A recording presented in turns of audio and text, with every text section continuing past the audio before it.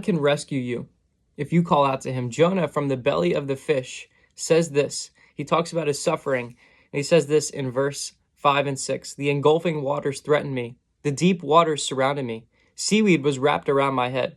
To the roots of the mountains I sank down. The earth beneath barred me in forever. But you brought my life up from the pit, O Lord my God. He's complaining about all the hardship he's going through.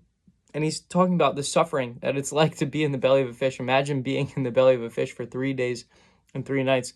But then he finishes off and he says, you brought my life up from the pit. Oh, Lord, my God. If you know the story of Jonah, the whale spits him back out and God gives him a second chance. You see, God can give you a second chance. He can rescue you. He can redeem you if you call out to him. You see, God wasn't done with Jonah, even though he sinned. So if you call out to God, man, he can still use you. He's a God of second chances, not just second chances, but many chances. But don't take advantage of God's grace, but repent and turn.